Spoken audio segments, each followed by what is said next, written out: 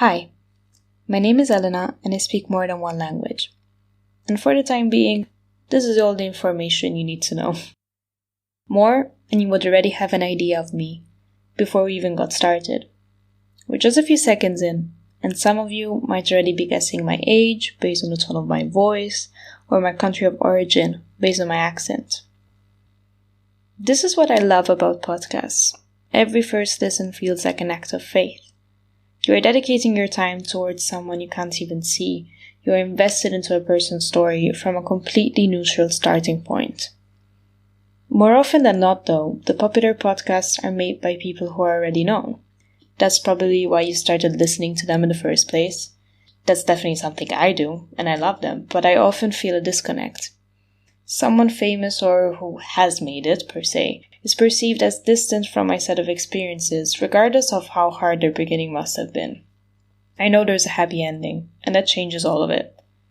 It's sort of a subconscious process that automatically puts them in a different category, maybe because you can't summarize one's life achievements in an episode.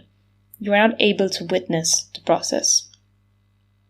I am certain that we all carry within ourselves stories worth sharing, and we are equally surrounded by people whose life experiences can be of value for whatever we are going through at this moment in time. Truth is, more often than not, we don't make an effort to ask a deeper question or simply step into someone else's shoes for a minute. These are essentially defining moments that remain unexposed. We tend to bypass them for conversations that feel more comfortable and appropriate, perhaps also because our story feels unfit in comparison to friends or even strangers. My intention is to create a space in which confrontation can bring unity, and by enhancing other people's perspectives, we can elevate our own.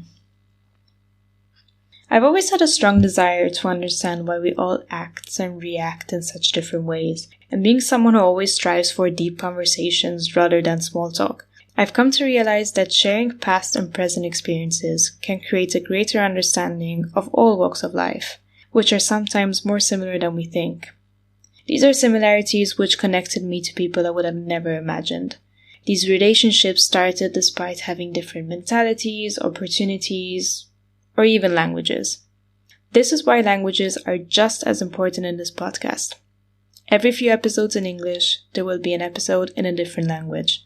I am passionate about making languages a core aspect of this platform, firstly because they define me more than anything else, but also because over time they have shaped the lives of many people around me who have crossed paths with multiple cultures by chance, by choice, or simply by necessity.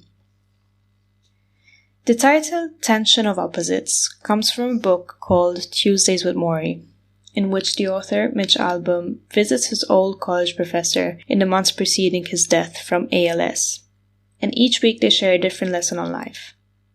In the book, this notion is explained like this. Life is a series of pulls back and forth. You want to do one thing, but you are bound to do something else. Something hurts you, yet you know it shouldn't. You take certain things for granted, even when you know you should never take anything for granted. A tension of opposites, like a pull on a rubber band. And most of us live somewhere in the middle. It felt like the perfect premise for what I want to create. Here we'll attempt to dive into whatever and whoever shaped your way of viewing the world, as we are all still very much in the making. That will be our starting point.